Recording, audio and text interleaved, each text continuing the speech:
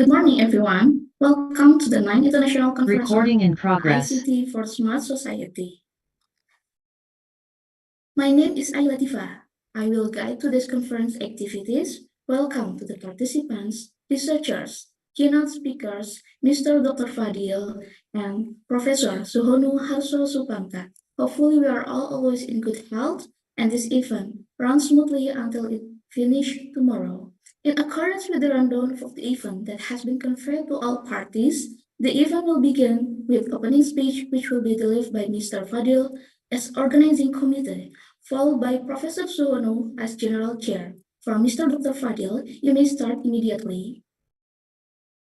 Thank you, Ms. Ayu Latifah.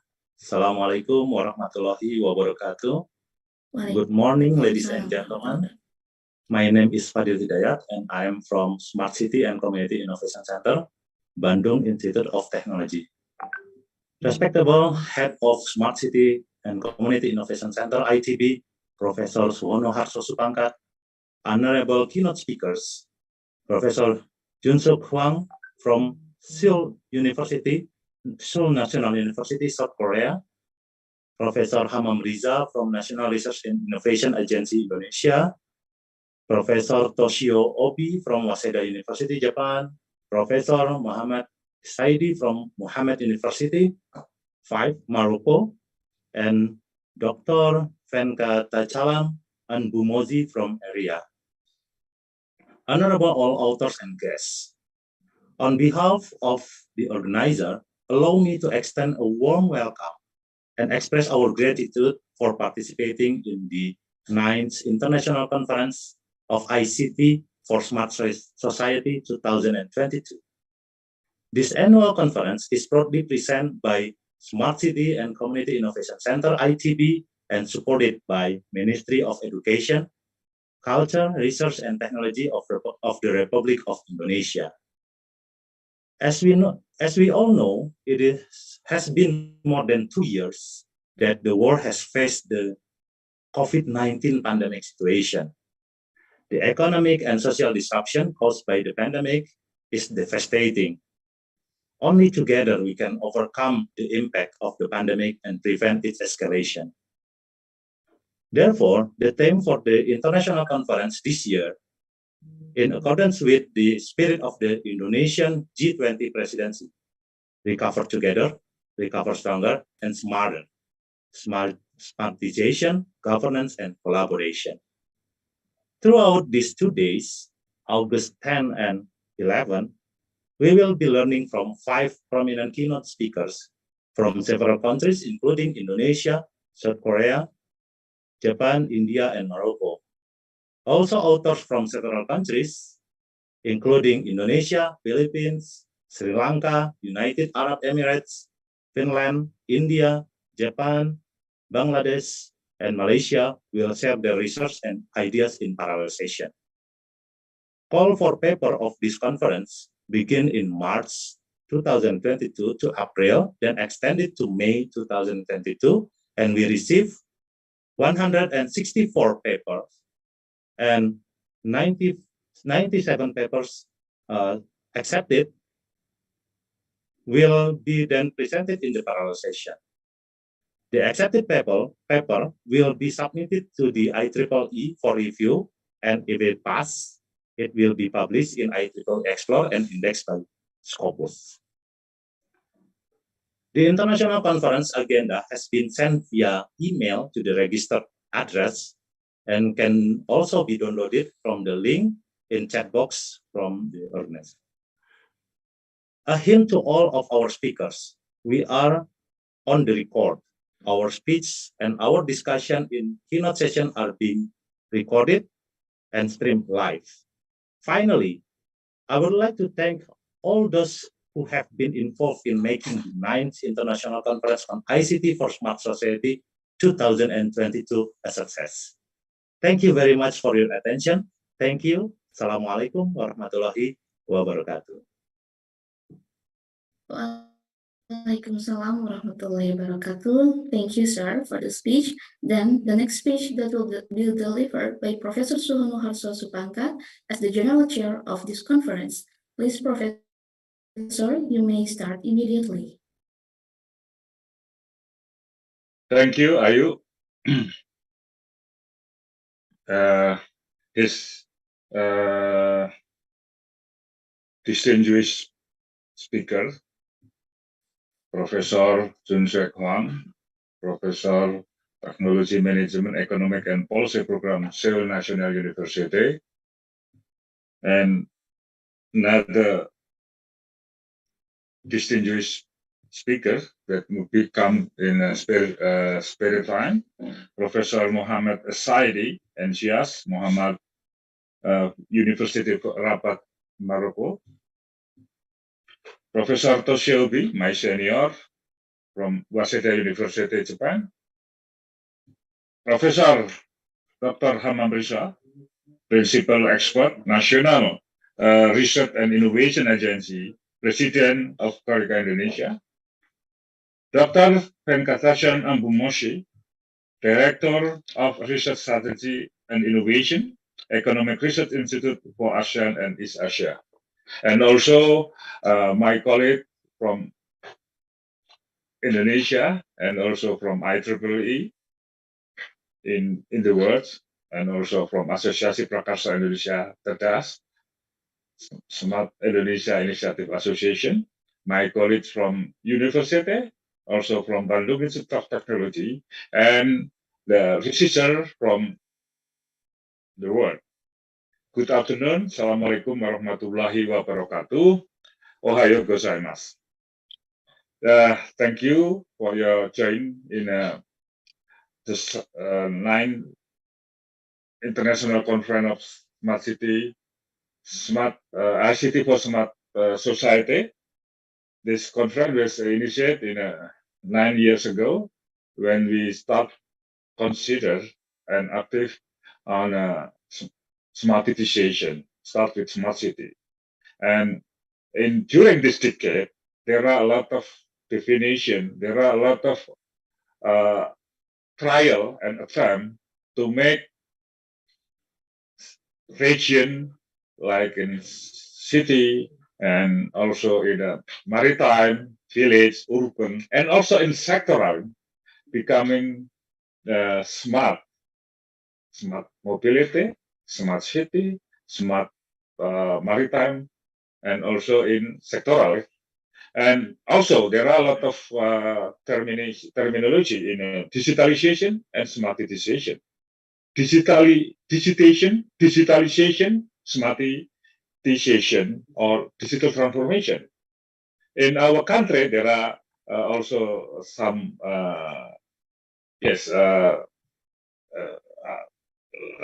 not yet clearly defined in what is digitalization and smartization. So this conference, we try to understand, to observe of this situation and approach from the theoretically and or practically so that we can find what is the smartization, digitalization, and of course, how to improve the quality of life. Our objective is how to improve the quality of life, how to shape the world becoming good quality of life. And technology, people, process, and data are a component to shaping our world. And this year, as a report by organizing committee, Dr. Fadil Muhammad, there are more than 90 papers talk about the datafication, data governance, smartification, and also international collaboration. This year, in conjunction, Indonesia as a presidency, as one of as a this year as a president and presidency of the G20. So our topic this year is in synergize with the G20 Indonesian presidency, with the main tagline as a recover together, recover stronger. And in our society in smart city or smart society, we act with the smarter. Recover together, recover stronger, and recover smarter. And there are a lot of parameter or indicator that we consider or cluster with age cluster and with correlated related with our J20, T20 consideration. Start from the digital divide, and then what is the digitalization and smartization, and what is the data governance? Include AI and ethics. Also, we also consider the digital literacy, cyber security, and international collaboration. And in this occasion with the G20, T20, this, one of the recommendations is to set up Smarter World Living Lab. Smarter World Living Lab is one our approach to get more effective, to accelerate becoming smart society. There are engagement process between government and academia or researcher, industry, and the society. Technology interference, governance interference, and also the readiness of the society to becoming smarter society. Government also have many challenges for non-technology to becoming technology with AI, ethics, etc., etc. So, new governance, we need some recommendation or some research from the academia, and also we try to get a solution to get better quality of life. For example, in Peduli Lindungi or in data governance, when I attended in German in regard to user-centered data governance, there are a lot of challenges how to make a better digital governance or data governance.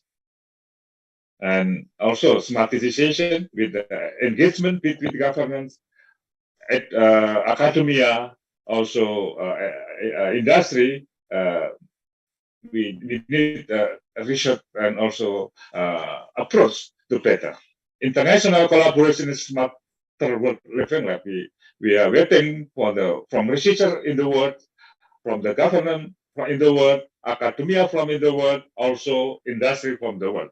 So this conference we hope can receive from the researcher point of view, from industrial point of view, and from the research institute point of view. So we can make a recommendation for the J20, T20, and also our life with small area.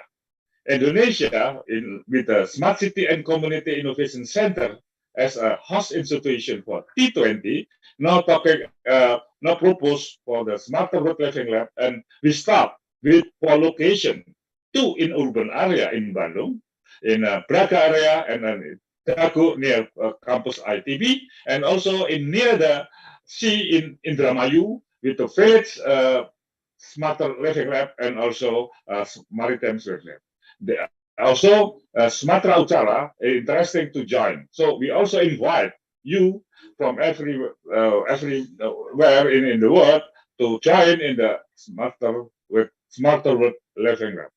Thank you for your joining in our international conference, and hope we can make more collaboration and improve our research.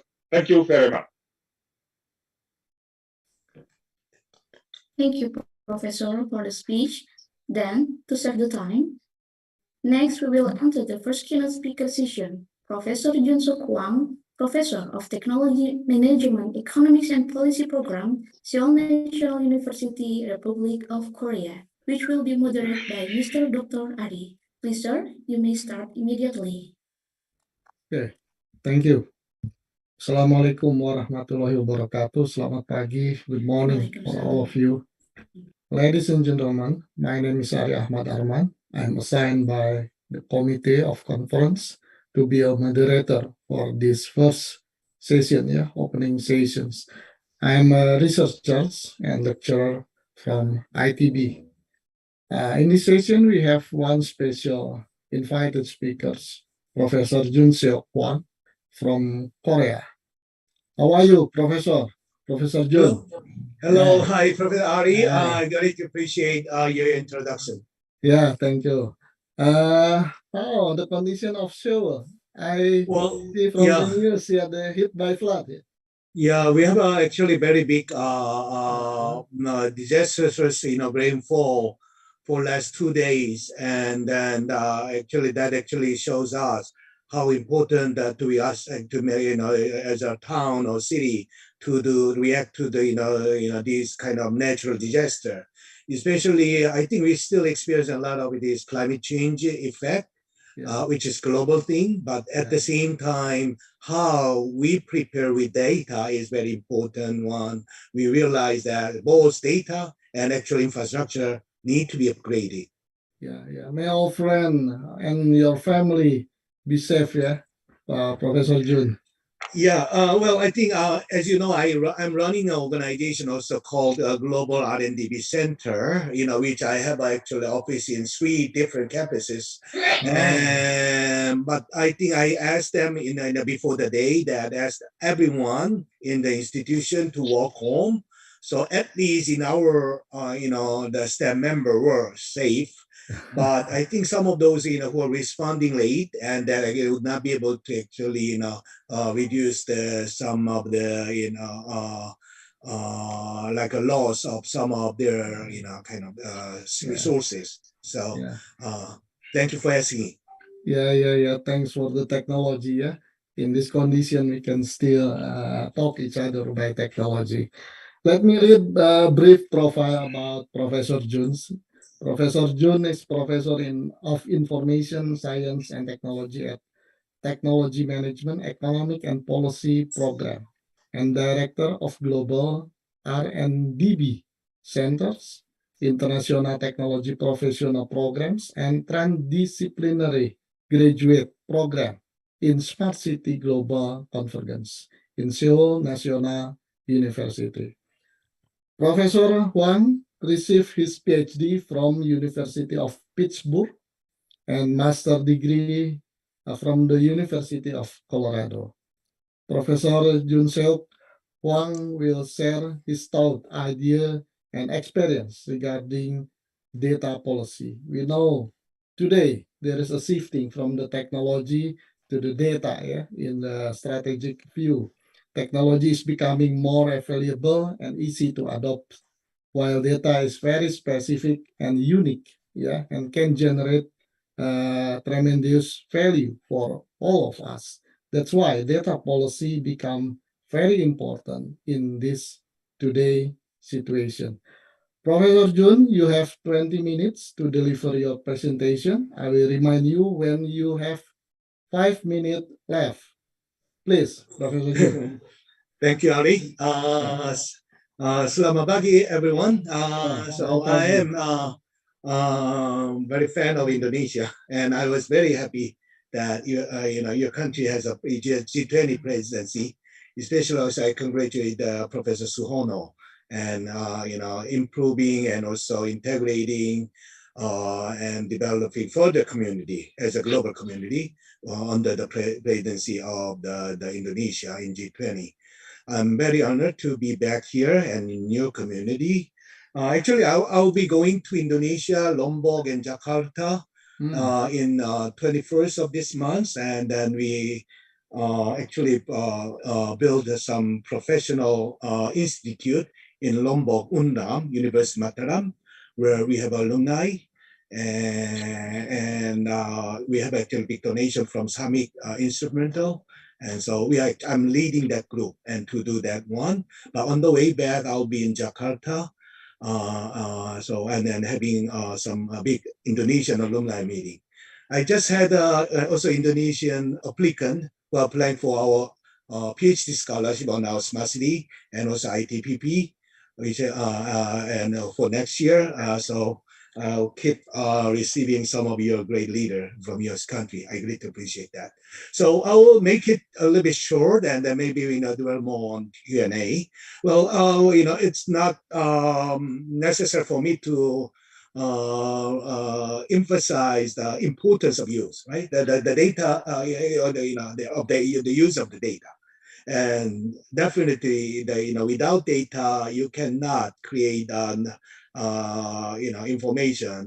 Without information, you cannot create the knowledge or intelligence. But in order to create the knowledge, how to process the data, how to create I could use the information is what we so-called intelligence.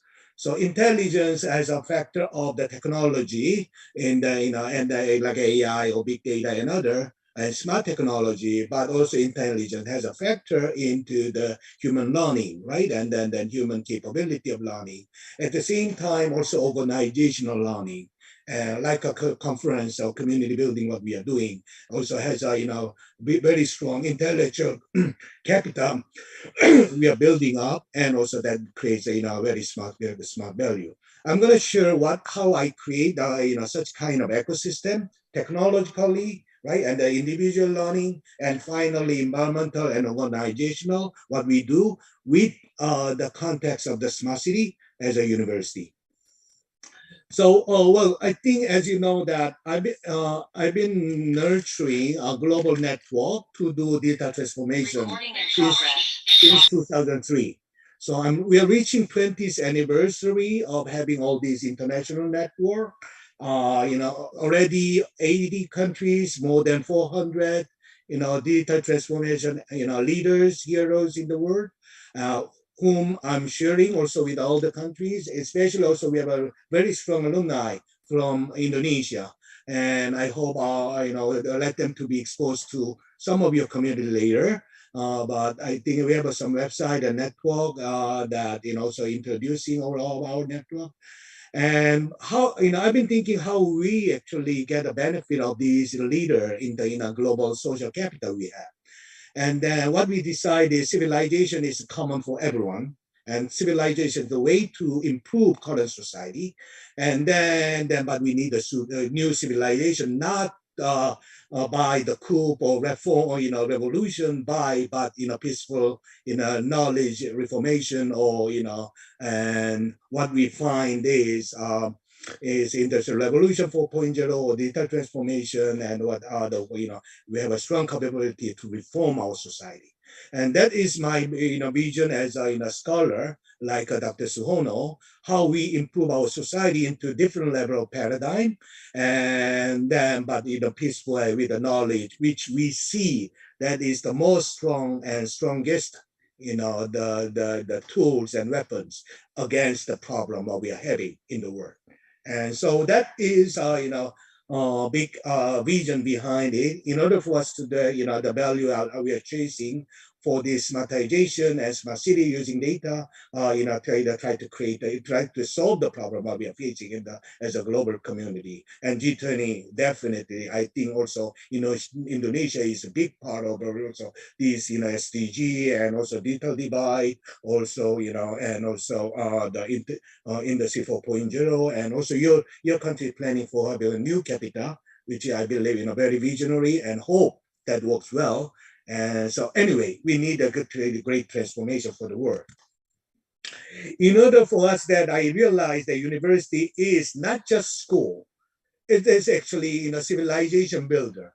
This is university actually play the role to create the leader or create the knowledge pioneerism to educate the rest of the society so that the society can move forward to the civilization. So I try to actually say that we are not just teaching a student. We need to create and we have to practice those things. In that, I have a term called university.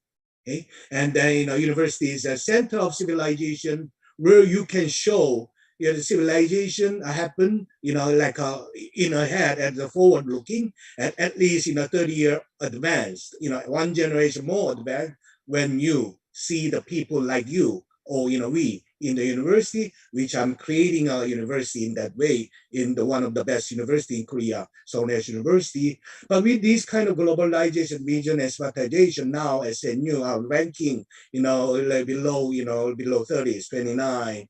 I expect that, another 10 years will let us to be, one digit ranking of QS, which we still, in excellency of education, but in practice of, great transformation in the world. So we believe the people and place and technology, how we integrate that. I think we think that, building a new campus is a good thing. So we have actually have been doing this since 2007 and, probably thinking about what to be. And now it turned out to be that we need a smart campus, which already in build, we are in the second phase. So in such technology, and then we try to include all the necessary technology and also education and human capital and also environmental organization in place to do the civilization of using the data to the intelligence to create the knowledge what we need for the future society. So this is actually sort of the master plan, the picture of the, where we have a Xi'an campus, which is very close from our Incheon airport. And there I already have my office and also smart city lab and one floor with education and my research. And then we do collaboration with World Bank and GCF around the region to solve these problems. So this is what we call new open innovation. And but by creating a smart campus development, and many of our new students are coming and be trained now. So only 5 buildings are actually built over there. One of the reasons we actually pursue this one is to create the entrepreneurship innovation. Entrepreneurship not necessarily for the private, but governors, right, leaders, even professors, right, academia, need entrepreneurship, right? Or with, I think Suhono is a very strong entrepreneur, always building new institution, creating new organization, and then leading those programs as scaled up, and so the government can actually, have a very good confidence. And like Ari actually playing that one. So these entrepreneurship is something very needed, and there's a smart entrepreneurship. How can use the data? Right, as your entrepreneur, those data include the human data and technological data and data of the world, and who has access to that? Not many people, but you should be in the leader and to be in that area and then to organize that in a proper and safer way. So yeah, smart entrepreneurship is very important, but this cannot be done by individual education. This can be done by educating a lot of people in group and then also creating a community where they will share the data. Okay, and then I try to have such smart entrepreneurship by creating a major and graduate program in the smart city global convergence. So that is we studied that program 2 years back. And in order for me to create such a school, Supreme School for the Smart City Innovation, then what I exercised, I did the research in practice with the National Smart City Project in Korea, which is our neighbor city and surrounding city in Siheung. So national smart city master plan was done by me and our program to develop the ecosystem around our university, new campus. And then we actually match that together and have these 10 pillars, which 8 of them are very common for any smart city. And we added global and university as another value for the pillar, to specialize for our community and our society. So that's what we call smart singularity. Okay, smart singularity, where we can reach. So now the program I created as a academic entrepreneur, right? Actually, I'm a very academic capitalist, which means I'm dealing with a lot of money for the training and I'm dealing with a lot of scholars. I'm a businessman too, right? Not only the scholar. So the entrepreneurship innovation for the great transformation children need. We have a very successful program, more than 200 admission has been actually coming, both Korean and international, and they are studying here in Korea and Seoul National University based on with our smart city test bed in campus and also in our city, Siheung Smart City, which we call hyper data city. So we have a data-driven smart city, in then which I'm gonna share later in more in depth. But we still believe the educational and university or knowledge organization is very core essence of smart city, okay, or smart society. There, then those organizations should be able to have access to the data. That's why we have a city lab where we collect all the smart city data to our laboratory, right? And so this kind of organization very important. But not only the data we need, and then we need also, the partnership where you can data, share the data, where you can share the intelligence. In that regard, already Professor Sohono and myself, had signed the MOU to, our institution actually can share the data, share the people, and which we believe very important for all of us. So I'm happy to share many of these, and then we are holding some conference later where our community are meeting together, every year. So we have one upcoming in World Smart City Expo and Global Infrastructure Leadership Forum in August 31st to September 2nd, and another one in November 1st and 2nd. Maybe I'll keep updated with the community we have here.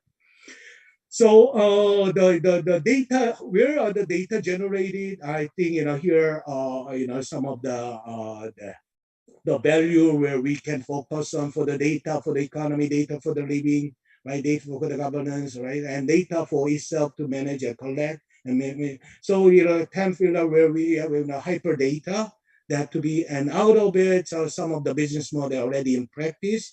SNU is partly actually involved with many industry players here. These are a little bit small to see, but if I read automated e-mobility bus, and also industrial data transformation data center, right? And last mile shipping with robotics and logistics, and prevention on the disaster and accidents with the drones, and autonomous, based UAM from Xiong to Yeongjong-do, where the Incheon airport is, and also database for the Xiong smart city based on my data, where our citizens can actually control over, and some of our marine culture, promotion by the K data or Korean, Korea, Golden Coast program, and industry smart 4.0 smart conversions, a biomedical cluster, because in our campus we are going to have a very next generation hospital, which will have 800 to 1,000 bed, with the global medical practices, and also cultivating human capital, for the industry 4.0. So in order for us to do that, we believe, hyper data corridor, right? And also some logistic spaces, and also the wireless mobility infrastructure and bio infrastructure, data twin, and innovation center, and also these kind of partnership program, programs are very important. If I'm giving you in this picture, you see the one with the gray or white almost already built, or the one on the left, and then but we are in the second phase with this colored one, with the hospital, then landmark bank, World Bank campus, and global R&D with campus, and also and the living complex, and these are right, and then these are the probably set to be built in another 5 years. And so be able to actually share how it goes. But I think giving you some of the, definitely these are the one that where we will generate the data, and also the collect the data, and then utilize those data for the rest of the world. And then also will be the one that also coordinating data from many different knowledge institution, in order for us to that we host a global open innovation center, which means in our landmark we are planning to have a global innovation and transformation integrated center, where we will have all international organizations and leader and entrepreneur institutions, who has a data, who they can actually access and also create, and finally coordinate together, in this campus. And so that is our vision, that that also the building will be built as a green building with net zero objective. And so we have these landmark. I mean the project financing and also kind of business model development because we need investment in order for us to actually build this one. But also we'll have some green bank initiated by Korea, and that will be hosted over there with the new legislation. So we both work with the legislation, but at the same time, private sector and also global organization to be in so this one looks will be like a next generation UN, UN headquarters, things like that. So that is our vision because the campus itself is free economic zone and it is very accessible and global places where we can. But in order for us to support that, we will have a R&D center, also very strong legislation in residential area around the area. So the reason we see is the university can play in the smart society as an information system, integrated information system. What we say, global information system, innovation system. So as an innovation system, global innovation system, national innovation system, and regional innovation system. We say those, in my theory, called generative, innovation system. So we want to have, the Shield SNU campus to be the place where we do such kind of innovation system view with the data driven. And so our kind of acceleration is happening with what we say university is we unify and save, for saving has a lot of meaning, saving for the needed and by saving for the future. So I believe this one, in order for us to do that, we actually have already some of a roadmap or two. Currently, we have a city lab, but I think it will be built as an innovation center and startup and campus, finally innovation district. Now I'm also building a new startup in order for us to integrate this one with the metaverse. So currently these cities are designed to have with the digital twin and also with the metaverse integrated. And also business model associated with the if the other time is allowed, and during the Q&A, I will talk to you about Smart City 3.0, which we can talk about some other in the future with the data, how it is utilized in the data twin and metaverse, included with in our safe campus in Korea. Thank you. Thank you, Professor Jun. Let's give applause for Professor Jun. Yeah, I think it's very interesting, Professor Jun. Yeah, I write the notes that there is several new term. Even the word is still the old word. I mean, it's already known by everybody, but the combination is very interesting. You said smart entrepreneur. You said hyper data. Yeah, innovation systems. Yeah, it's very interesting. Open our mind that we have to combine. Yeah, all of things that surround us here today. Yeah, to be more combination to solve our problem. Yeah. Okay. Again, very interesting. Thank you for your share. Now I will move to the question and answers. Yeah. Okay. For all audience, open for first two questions, if there is questions.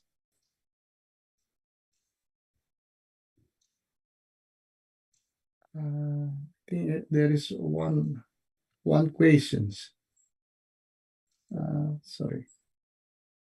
And oh no, just okay. All audience, please, if you have a question, you can raise your hand.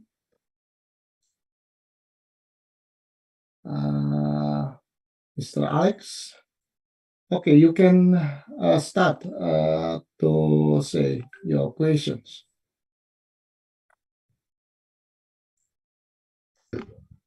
Yes, good morning. Thank you very much, Professor Suwano. It was a wonderful conference that we have today and very open mind Just my question is regarding the ecosystem that is built by the professor from Korea, from Yunsok. Is it applied also for any type of country? It's not only, I mean, in this case in Korea, but Oh, definitely. I see that, that's why I say global and university. When you want to say that your city is smart, okay, your society is smart, what is the assumption there? Citizens are smart, right? When we say smart city or smart, society, it means we have a very strong, smart citizens, right? And yeah, I definitely see the need of our, digital transformation to improve our human capability, right? That to call, we still can say that we are smart. Yeah. Yeah, they're very subjective value that, and also in some religion, it's, very rude to say smart, as a human being. I know that I don't know everything. I'm not smart, but still, we need to tour to the intelligence center, to manage all these problems in the world.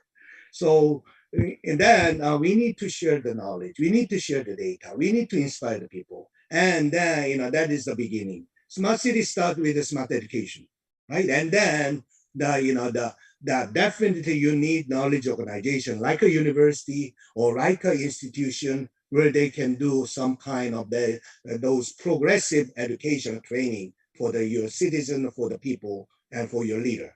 And definitely what's happening in Bandung is certainly in that direction. I think what's happening in also Lombok is I try to actually bring them my plane and, like our platform to be there so that they can start. So yes, yeah, it's applicable. We have an agenda called Smart 5000. So by 2050, we try to have all the at least 5,000 member, smart community or smart town and city, which are more than 15, thousand or 150, thousand, citizens or, population, and which can be, and so every count to be, that is smart. And so that's our vision. Yes. Okay. Alex, maybe it's enough? The answers? Yeah. Thank you, Alex. Yeah.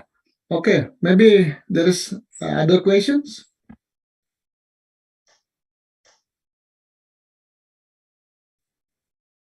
If no question yet, I have one question, Professor Jun. Yeah. Yep.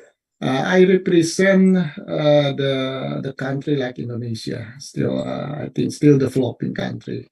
If we talk about smart city, we have the basic problems that in one side we have many ideas and we can learn from the city that already matures, yeah, already smart, yeah, we can capture idea and apply in our cities. But in fact, we have other problems that the infrastructures, we call it enablers, yeah, situations, mostly about people readiness. It's not ready yet to go to the smart situations, yeah.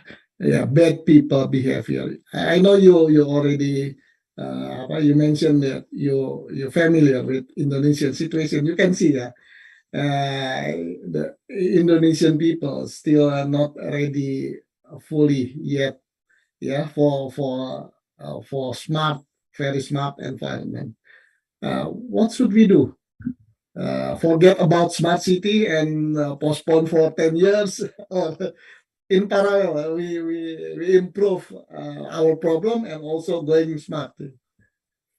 Well, you're already smart. You're one of the leading, nation in the world in various reasons. First of all, I'd like to say that you have a one language united over the year, your history, and then now Bahasa can be played as a common language, everyone. So that has a very strong strength to unify your country, and your smartness can be also kind of unified. because you have a common language over the time.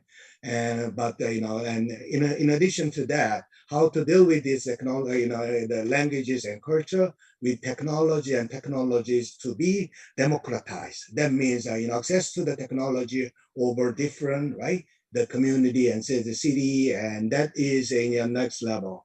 So technology used to be competitiveness, you don't need to share to everyone, but now different.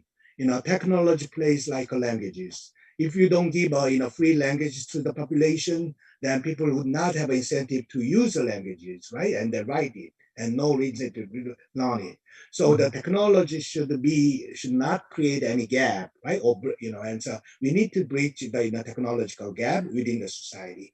But that will be the base that that your organization can start over to talk about smart city. You already have a good e-government and information system actually. Think about it. We have a very good real-time application now going on Zoom, and this is good infrastructure. But we cannot do huge project at once. We need to start with some model city. That could be Bandung, that could be some part of the Jakarta, or that could be in your new capital. That could be but there should be also strong commitment from the locality or the municipality, and also local scholar, okay, and who knows the locality. And so this one, I'd like to share that. That's why I moved from Seoul metropolitan to this Cheong. I still work in Seoul, but I decided to believe that I want to realize smart civilization with our new campus, because changing the culture in our old campus in Kwanak with more than 70-year legacy would be different.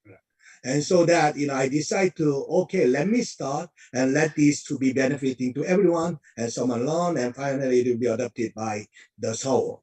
Okay, so there are many different models, but I still believe the Indonesia has a very strong capability, very intelligent people as an individual. How you organize and create and make into to practice as a business is very important. You need a man like me and like a Sono, like you, that more, and who really can do that these ideas can be into practice, and then have a strong leadership, let more people to be united and then to work on it.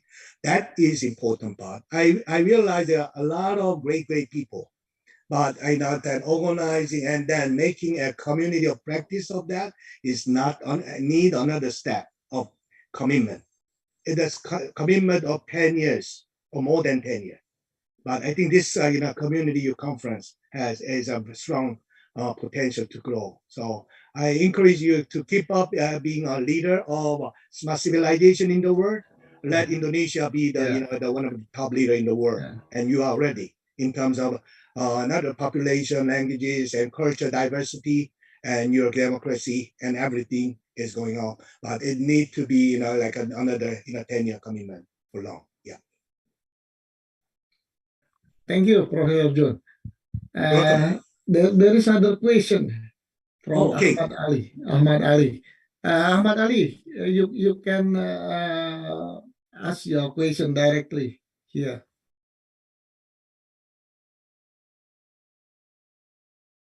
Mr. Ahmad Ali, do you hear me? Okay, I will read the question. One of the challenges in data collection, one of which is often encountered, is the difficulty of integrating data. What factors need to be considered to integrate data? That's the questions. To integrate the data, well, I think you don't need to integrate every data. Always you need strategy, right? Yeah. So, we are not creating super intelligence, which is too much above to any human being. I don't think that will come, that soon. And also the many movies they talk about it, but I don't think so. But so in that way we don't need to link every data in a sense.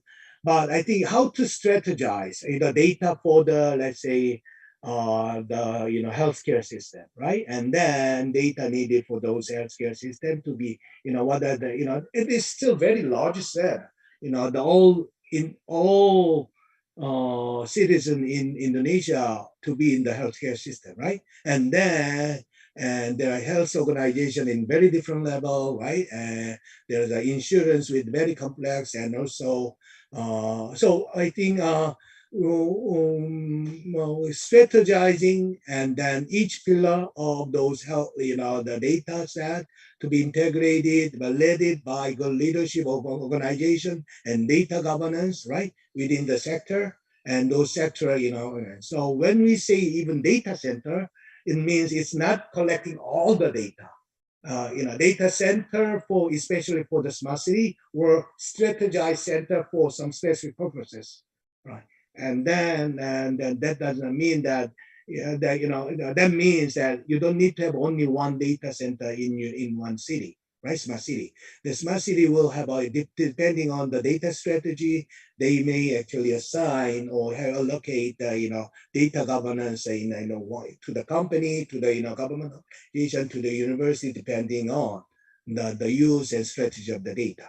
So I think that's so because your language and vision and value for that data, use of data in that sector can be very effective with good governance. So in that way, you can reduce a lot of challenges for it. But forming that one as one community still is a very important thing. And data for the transportation, right? And it's also a set of technology and also the municipality and other things. So yeah, that is also very important part. But that is who's gonna lead it? As there are many different idea of leadership competition, but that open governance should be there. Yeah. Thank you, Professor Jun. You're I welcome. think, due to the time limitation, there is one last question from Asim Mondal from Aliyah University, India. Asim, do you hear? Can you ask your question directly?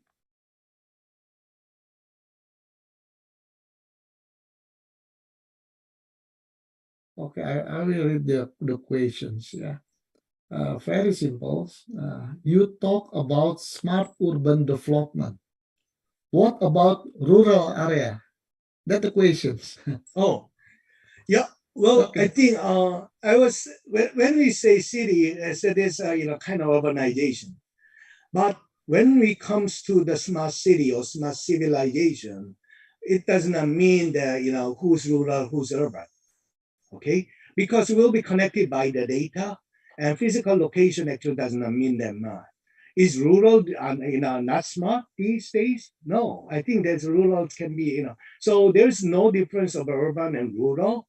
In general, when I say so that's why I actually reduce down the population of the population of the community into the smaller number because the town level could be still very civilized. So I want to say that there will not be rural or that it's matter where you're living, right? And then probably I think that when we come to the smart 5,000 or like, there will be very very not much of the division of rural or or the urban area. So urbanization in a good meaning, okay, and in smart way. Still green will be kept, right? So green used to be a symbolism of the rural area and maybe or development or without green it used to be. But now, smartization means green, smart development vision, which is my conference. And then I still believe that, that rural is, urban, urban is rural. So I think that I would not actually divide that in the income term in a long run. Yeah. Yeah. One question is coming. Yeah. I think you can we can finish the last questions with short answers. Yeah. It come from Dani from Binus University. Dani, can you ask your question directly, shortly?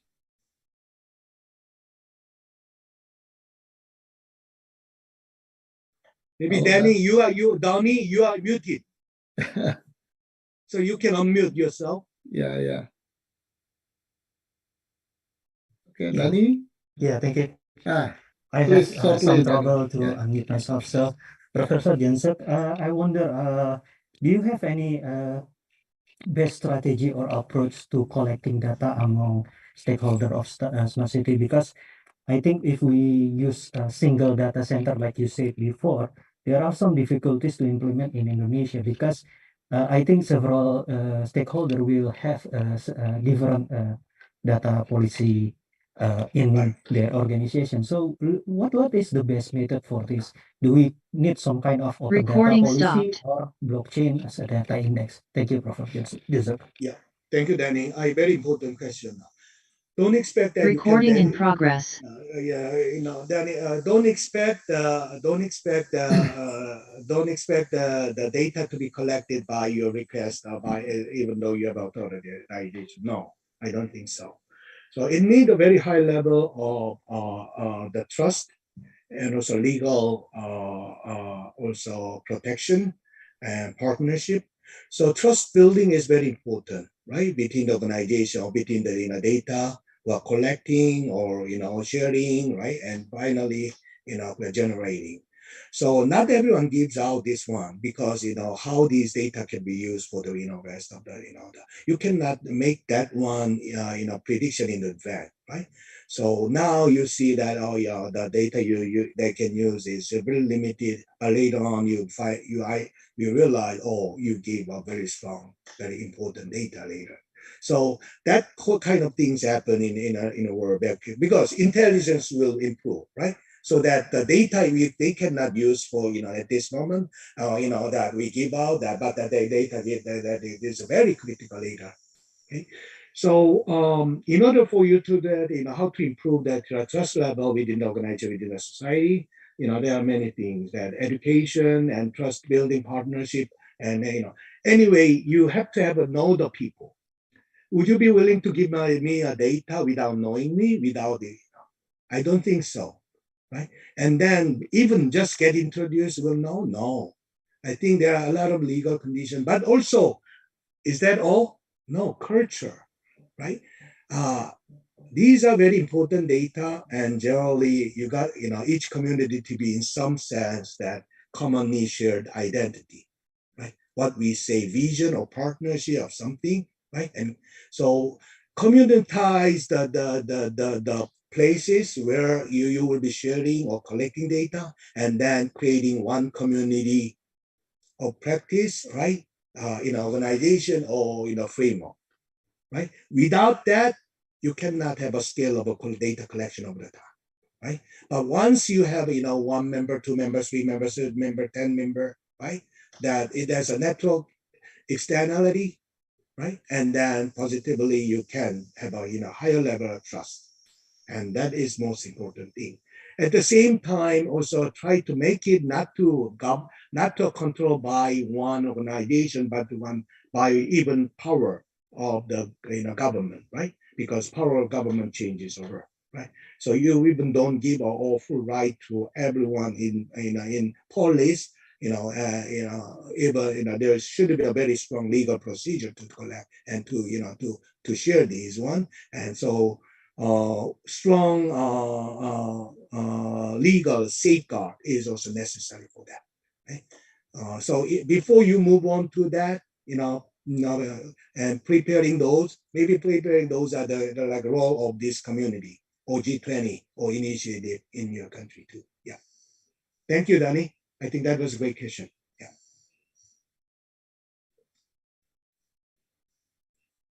Ari, you are muted. Yeah, thank you. Okay, finally, we come to the end of our sessions. Yeah, Professor Jun, again, thank you for your presentation, your sharing, your idea, anything. And please give applause again for Professor Jun. And see you, Terima Professor kasih. Jun, next time. I return the control to our event to the MC. Thank you, Yeah. all of you. Thank you very much. Thank you. Terima kasih. Terima kasih, Professor Jun. Thank you, sir. Professor Jutsu, please don't leave. Before we go to the next section, we will do a photo session first with you. Please, to other participants can turn on the camera.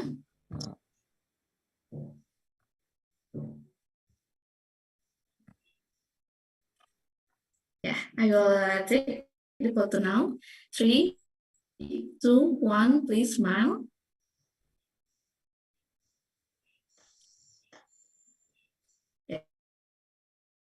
Yes. Thank you, Professor, for the sharing. Very much. And thank you, Mr. Dr. Ari. Yes. Next, to all participants, before we enter the presentation session in the first parallel session, we will enter a break for 15 minutes before continue to the first parallel session, and at the same time, the committee adjusts the breakout room for all presenters and participants. So please, all presenters or participants can adjust the Zoom name. Please, the Zoom name, you can adjust it based on the previous committee's direction. Thank you and see you at the second keynote speaker session. Thank you. Please wait.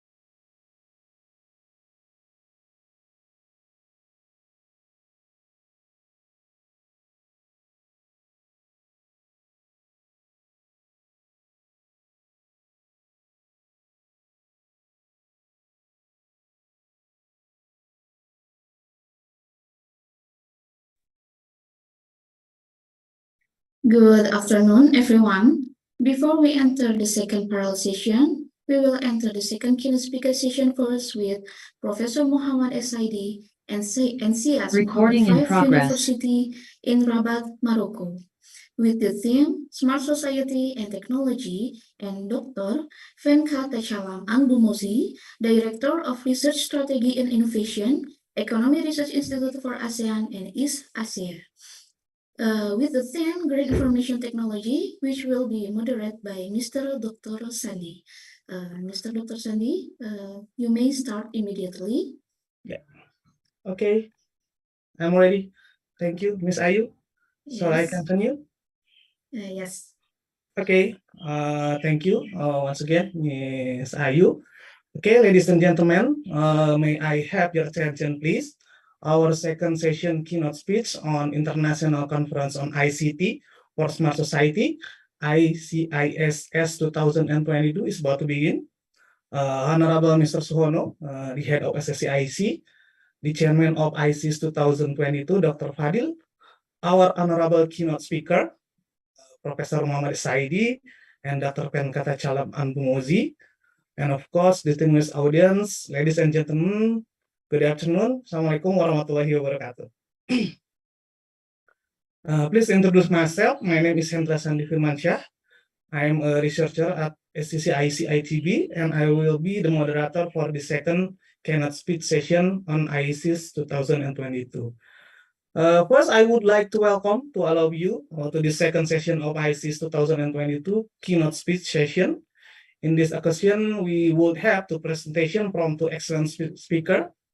The first one is Professor Muhammad Saidi from NCIS Muhammad V University in Rabat, Morocco. And the second one is Dr. Venkata Chalam Anbumozi, the Director of Research Strategy and Innovation, Economic Research Institute for ASEAN and East Asia area. I think both speakers is already here.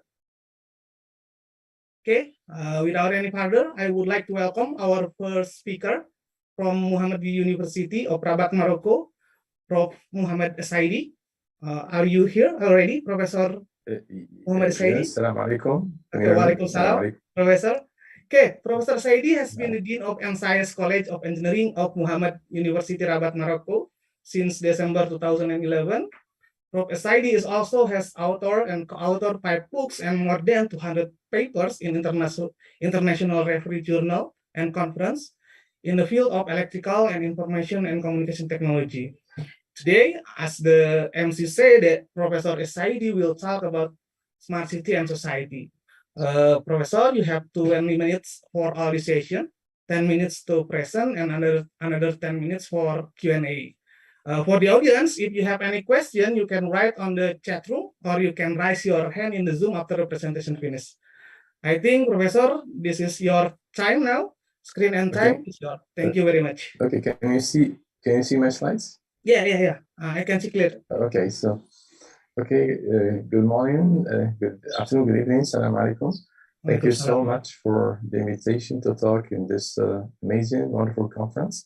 My talk, as it was outlined, will focus on smart society and technology. Well, you can see here the outline of the presentation. I will cover different items, as you can see here, from framework and architectures, KPI, and the Global Smart City Index, the standards, digital twins, and I will end with some concluding remarks. Let's start with the problem statement that are, just to present some of the biggest challenges facing society today. You can already identify more of them here in this slide. From the demographics, that by 2050, the urban population is poised to double. Have also other challenges related to housing, to traffic and mobility. You have pollution, water and energy, healthcare and well-being, also crime within cities. Have also the pandemics and overall the climate change that's affecting all the countries that could be addressed in some way within smart cities using all kinds of technologies. We have also the Sustainable Development Goals that are trying to address in some way those challenges in the framework of the UN 2030 Sustainable Development Goals agenda that cover all kind of sectors, as you can see here, from 1 to 17, from poverty, hunger, education, healthcare, water and sanitation, energy, and so on and so forth. There are also some trends shaping human living, as they were identified recently by Deloitte Insight in 2021 September. You have here the 12 trends that cover. First one is green planning of public spaces that include all kinds of renewable green energies, smart health communities, 15 minutes city. This means that we can contribute to improve mobility within the city using all kinds of technologies, but also different interesting and innovative approaches. Mobility, intelligent, sustainable, and as a service, inclusive services and planning, digital innovation ecosystem, circular economy and producing locally, smart and sustainable buildings and infrastructure, mass participation, city operations through AI, cybersecurity and privacy awareness. And the last one is surveillance and predictive policy and through AI. That probably would address one of the challenges we have seen in the former slides. Well, when we talk about smart society, I think the smart city could be a wonderful basis for a smart society. And when we talk about smart cities or smart society, we have different dimensions that are covered, from smart people, smart living, smart governance, smart mobility, smart environment, and smart economy. They involve all kinds of applications, services, and technologies. Let's look first at some of the definitions that present smart, sustainable cities. There are several ones. I only picked here 3 of them that may probably mainly used. The first one here in this slide comes from the United Nations in 2016 that defines smart city as an approach that makes use of opportunities for digitalization using technology, clean energy or green energy and technologies, as well as innovative transport technologies, thus providing options for inhabitants to make more environmentally friendly choices and boost sustainable economic growth and enable cities to improve their service delivery. There is another one by OECD that defines smart city as initiatives or approaches that effectively leverage, once again, technology through digitalization to boost citizen well-being. This is one of the approaches, and deliver more efficient, sustainable, and inclusive urban services and environments as a part of collaborative multi-stakeholder process. Well, the last one maybe is the widely used definition for smart cities that was proposed by the International Telecommunication Union, which is an organization under the umbrella of the United Nations. So according to this definition, smart sustainable city is an innovative city that uses information and communication technologies and other means to improve quality of life. This is the outcomes, efficiency of urban operations and services, and competitiveness, while ensuring that it meets the needs of present and future generations, which includes the sustainability dimension with respect to economic, social, and environmental aspects. There are also several frameworks that were proposed for sustainable smart cities. This is one of them. You have the reference in the bottom of the slide that presents the smart city as a multi-layer architectural framework. The bottom one, at the bottom, you have the technology infrastructure, or IoT sensors, communication network, and so on and so forth. Connectivity, you have also data marketplace and analytics, internal, external, open data. And then you have policies, processes, public-private partnership and programs. Then you have the governance, management, and operations through municipalities, for example. You have also innovation enabled and acceleration through involvement of different stakeholders like academia, startups, and so on and so forth. You have also smart cities outcome here: quality of life, government efficiency, health of wellness, and wellness, economic development, sustainability, public safety, and mobility. And you have several verticals within cities, like parking, lighting, those kind of city-created services. We have also corporate-created services like ride sharing, commute planning, etc. Community-created services like airport, districts, and so on and so forth. Private citizens and for-profit microservices, non-for-profit microservices, etc. Okay. Well, here you can see also another architecture that shows the different technologies involved within the smart city, from edge computing layer, for example, connectivity to transfer data layer, technical IoT cloud, which is the cloud that allow to process all the data coming from IoT, business cloud that business application layer, and then you have the API gateway that provide all the interface layer and data exchange, and they have collaboration and orchestration. Of course, within a sustainable smart city, there are the important thing is data, because all the insight we get from IoT and from social media is used to optimize the operation of city, to improve the quality of life of the citizens. So there are many sources of data you can see in this slide, from smart city applications, media sources here, like social media, yes, of course. Here, IoT infrastructure component, business systems, integrated devices like cameras and external databases. We're talking about smart society, and I think a society 5.0, that was this term was coined by a Japanese organization. So you can see here the difference between society 4.0, which is aligned maybe with the industry 4.0 and the emerging society 5.0. So society 5.0 is a problem-solving and value creation society. It's a diverse society, a decentralized society, resilient, and is a sustainable and environmentally harmonious society. There's an other slide here that shows the differences between society 4.0 and society 5.0 in terms of technologies involved. For example, here you can see the very important role of data and AI in bringing all the intelligence to the society, and to improve the quality of life through this intelligence through different sectors and verticals within society. In this slide, you can see a wonderful mapping between society 5.0 and the Sustainable Development Goal 17, the Sustainable Development Goals or SDGs. This means in other way that society 5.0 is a wonderful society concept that will allow to attain the different Sustainable Development Goals through, of course, different technologies. You can already identify here in the circle inside different digital technologies like AI, IoT, robotics, drones, and so on and so forth, but also some technological applications in different sectors like education technologies, health technologies, cultural technologies, and so on and so forth. The other feature of a smart society is resilience. Resilience when it comes to dealing with all kinds of challenges, such as climate change, China challenges, for example. There are several frameworks and even definitions that were proposed for resilience by different international organizations like OECD, for example, PwC. I think those two ones are widely used. So for OECD, a resilient city is a city that has the ability to absorb, recover, and prepare for future shocks, for different shocks, either economic, environmental, social, and institutional.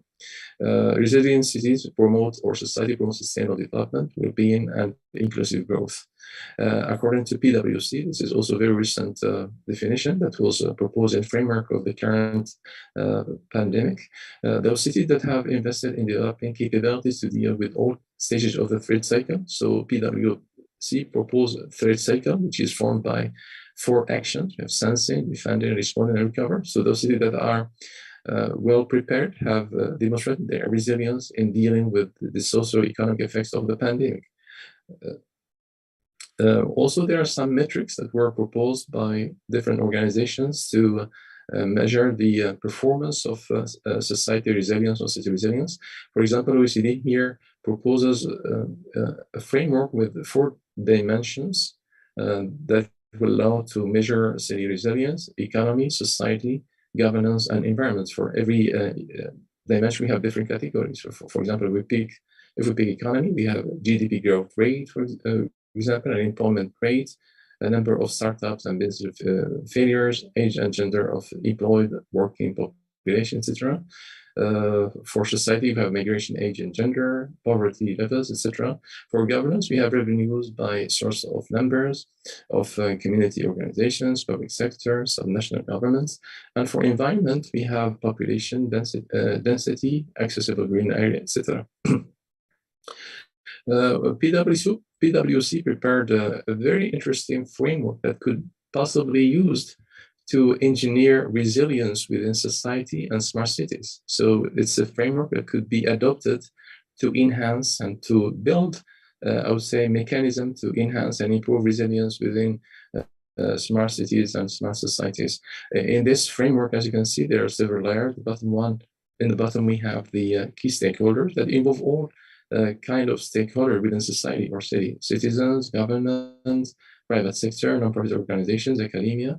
And then you have the threat cycle, which is made by the sensing, defending, responding, and recovering. All those actions could certainly be implemented through different technologies using IoT, sensors, AI, and so on and so forth. You have also the urban domains and enablers. You have the enablers at first, capacity and governance, urban innovation and technology, finance and investment. Then you have the domains, urban society, urban economy, and urban environment. Now, to measure smart society performance, there are several metrics that were proposed by different organizations. You can see here in this table a mapping that was organized by and proposed by OECD recently. That picked here a few KPIs proposed by different international organizations like City Keys, European Smart Cities. You have also the McKinsey, and that cover also here different dimensions within the city, like economy, environment, society, and people, governance, mobility, satisfaction of population, and propagation of incentive within the city. The United Nations also proposed a set of KPIs to measure the smart society or smart city performance and framework of a project launched by the ITU in 2017. So you can see here the main objectives of this KPIs is to support cities in the implementation and use of sustainable smart cities KPIs to test and verify the applicability of sustainable smart KPIs in several cities of the world, and to develop a global smart sustainable city index. This is the ultimate objective, which is not really reached now. It's still under preparation. We have already many cities involved in this initiative. We have a few of them in this slide, showed in this picture. The ITU KPIs is formed by more than I would say 100. It's 101 KPI. So it's we have 54 which are essential and core indicators, and 37 which are advanced indicators. We have also breakdown according to the nature. 20 smart, 32 structural, and 39 for sustainability. And they use 132 data collection points.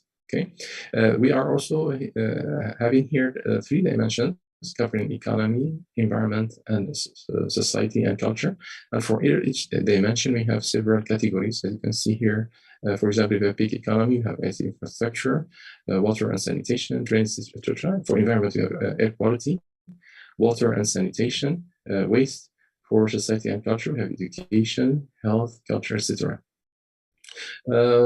ISO is well familiar to many people through the certification for management and for cybersecurity, but there's also a specific standard for smart cities for sustainable development of communities, which can be also considered as standard for smart society that has 17 themes that cover all kinds of sectors within a society, like economy, education, energy, environment, finance, and so on and so forth, with 100 indicators, 46 which are core or required, and then you have 54 supporting or recommended indicators. There are several cities which are already certified ISO 37120 through this organization, the World Council on City Data. You can already see here those cities in the map on the map here. The first global smart city index available today is the one provided by IMD. IMD is the Institute for Management Development of the Singapore University, in partnership with another organization in Switzerland, elaborated and published the first release of this rank index in 2019. So we are at the third edition of this ranking, and this index assesses the perception of residents. It's based on the perception of residents on issues related to structures and infrastructures and technology applications within their city and society.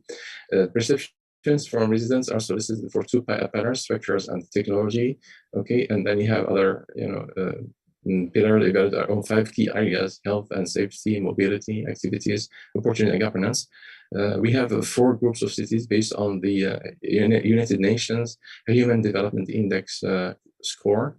And here you can see the top 10 smart cities according to the most recent ranking. Well, there are also different organizations providing standards. Standards are key to develop smart societies or smart cities. And you have, this is a reference that was published very recently that present a comprehensive review of different standards provided by different standardization organizations for smart cities, which is a landscape of smart city standards.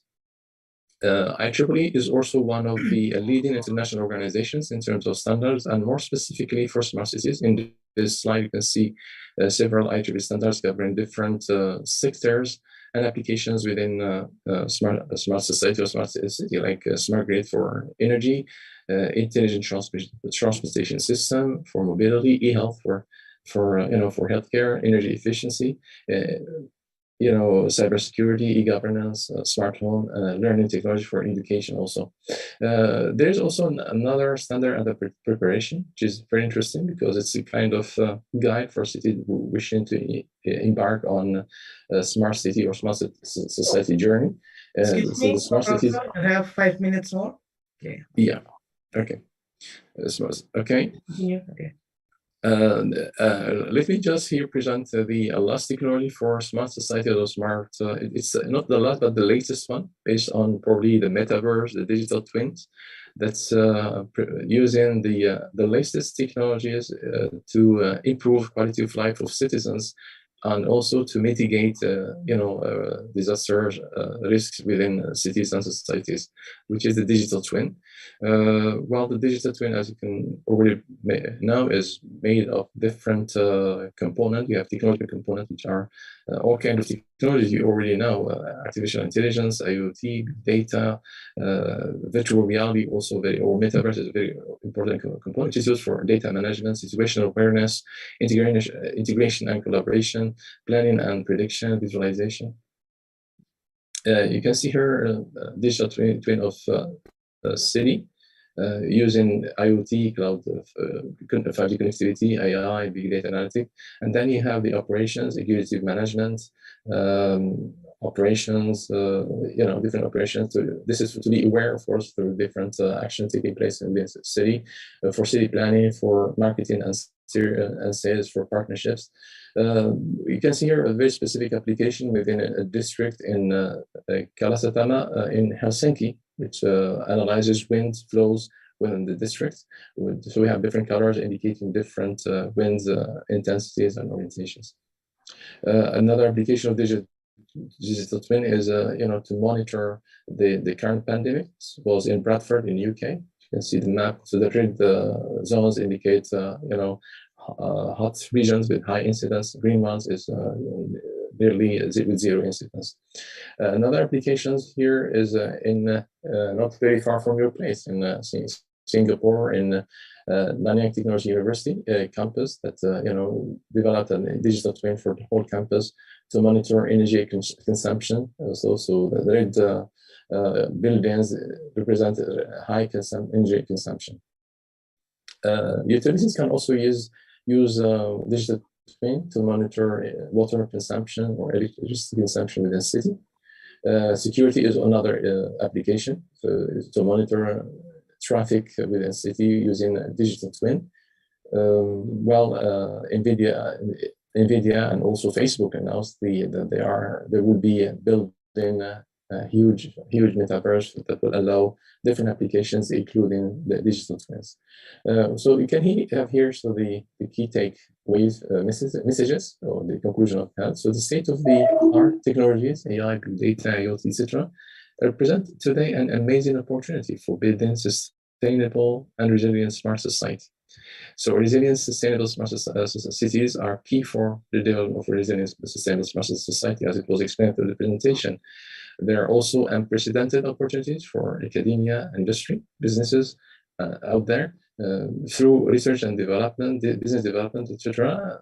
And you can just look at the economic the trend and the global market size of smart cities, according to the prediction, will reach $2.5 trillion by 2026, which is huge, business and also a huge opportunity for all the stakeholders.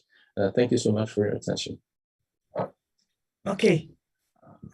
Yeah. Okay. Thank you very much for your insightful and interesting presentation, Professor. A lot of insight, but I saw about how you talk about the framework and alternative framework to implementing smart city. You also talk about the KPI and indicator to achieve the smart city, especially in resilient city. And you also talk about the digital twin. Okay. If there is any question from the audience, maybe for this first session, one or two questions from the audience.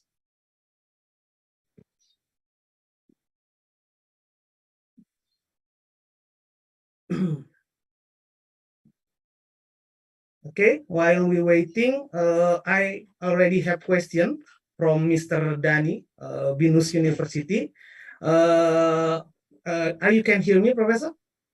Yes. Yeah, okay. The question from Mr. Dani from Binus University, from your presentation, it seems that we have number standards and metric that can be used to develop, measure smart city. Its standards seem to focus on different aspects of smart city. For example, the IEEE standard focus on technology aspect. My question, for a new city that want to transform into a smart city, which standard or metrics should be used best? Which one is the best standard, I think, for the new city? Okay, thank you so much for this very interesting question. Let me just go back to the slide that covered this item. I think that the best one and a comprehensive standard, actually, I would say guidelines or KPIs were proposed by two international organizations so far. We have the ITU KPIs framework. That's a comprehensive framework that includes about 100 KPIs that cover all kind of dimensions within a city, economy, environment, society, and culture. You have for sure nearly half of them which are required or core indicators. The second, there are many cities already involved in this journey through this initiative. As you can see here in this slide, you have Dubai for in UAE, Singapore, which is not far from Indonesia, Valencia in Spain, which in China, etc. I'm not sure if there is any city from Indonesia involved here. And the other one is the Smart City Resilience Framework. Also, as you know, the ISO is keen on developing standards for all kinds of applications. We talk about comprehensive standards when we talk about smart or sustainable development of communities.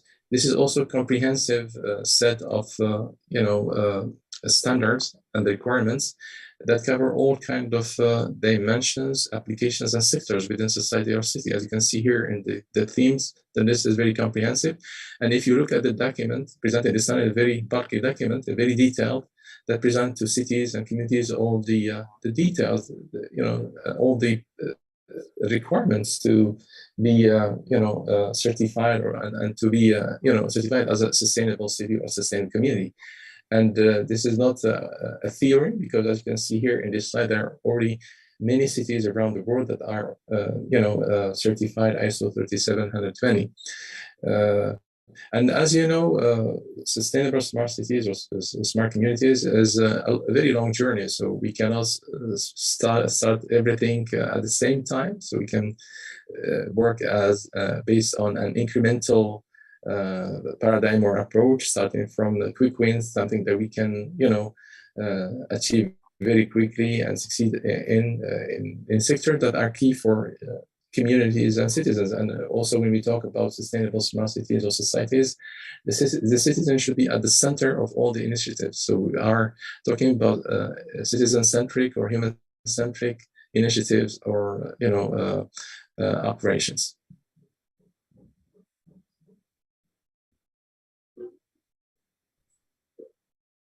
Okay, thank you for your answer, Professor. Oh my, I have a lot of questions, but our time is only 1 minute. I have 1, 2, 3, 4, 5 questions, but I think I will choose one, Professor, since our time is only 1 minute left. So is it okay for you? Okay. Yeah, sure. But you can share with me the question later on. I can answer the email. Yeah, I will write the question and I will email it to you. Is it okay? Thank you. Okay. Yes, thank you. Okay, Thank I you. think I will choose one short question from Mr. Aang Kisnudarmawan. Mr. Aang, do you want to ask yourself or I just read it for you? Mr. Aang Kisnudarmawan? Yes, no, I think you I will read it. Okay. just to ask. Yes. Okay, thank you. So this is a quick question, Professor. What is the research trend today on smart society, and what is the difference between smart society and the people? Professor. Okay, thank you so much for this very interesting question. I think the most recent trend in smart society would be digital twin, as I explained it before, because it uses the state-of-the-art technologies to address all kinds of challenges within our modern societies. The different challenges I have mentioned in the first or second slide, from climate change, pandemics, and so on and so forth. So the digital twin is a replica of a society in some way, of the infrastructure of cities, buildings, and trying to monitor everything, trying to optimize all the operation within society or community. When the second question is, sorry, if you can just repeat the second one, is it smart society or smart people, right? Is what's important? The difference. The difference, okay. Yeah. Well, smart people is a component of smart society, because smart people, I think, is the essential component of a smart society. After all, smart people is the most important component that makes the smart society. Actually, in a smart society, we have other important components or dimensions, like smart economy, smart, infrastructure, smart mobility, etc. But smart people is really a key component within a smart society. Thank you. Thank you. Okay, thank you very much, Professor. Okay, I think our time is running out. Professor, thank you for your time. Before you leave this room, can we take a picture? The committee, can you help us to take a picture? Yes, sir. But please, Professor, stop the share screen. Okay. Because we have to take the photo session. Okay, thanks. Okay, please, to all participants can turn on the camera. I will take the picture now. 1, 2, and 3. Please smile. Okay, thank you, Professor and Mr. Dr. Sandi. Thank you, Professor. Okay, everyone. After we listen and discuss with Professor Saidi, an interesting presentation, a lot of questions. I will send it to Professor later. So we will continue to our second keynote speech. Our second and last presenter for this session is Dr. Penkatachalam Angumozi from area. I think Dr. Angu is already here on the room. About that, Mr. Sandi, looks like Dr. Venkata Chalam have some trouble to join today. Yes. So it looks like we will just go to the next session. So, Dr. Anbu will not present today. Yes, looks like that. Okay. So I think I will just close the session. And I will give the next event to the MC, Miss Ayu, right? Yes, thank Okay, you, I Mr. will close Sandi. the session, everyone. Thank you for your attendance. I hope we will have a lot of study from this session. We would like to say thank you once again to Professor Saidi. So before I close the session, I think I will make a conclusion that in implementing smart city, we need a standard and we need an KPI, an indicator to evaluate this implementation of smart city. And the last one, that the digital twin will be a hot issue to implement smart city.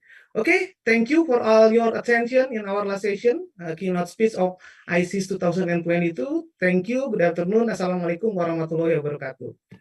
Silakan. Waalaikumsalam warahmatullahi wabarakatuh. Thank you, Mr. Dr. Sandi and Professor Muhammad Saidi for your presentation. For all participants, next, before we enter the presentation session, because there is some change of the time, we will enter a break for 15 minutes before we continue to the second parallel session. And at the same time, the committee adjusts the breakout room for all presenters like before. So please, to all presenters or participants can adjust the Zoom name based on the previous committee's direction. Once again, please choose the Zoom name based on the previous committee's direction. After the session, all participants can leave their respective Zoom room because it will be the end session of today, and see you on the next day. Thank you. This way.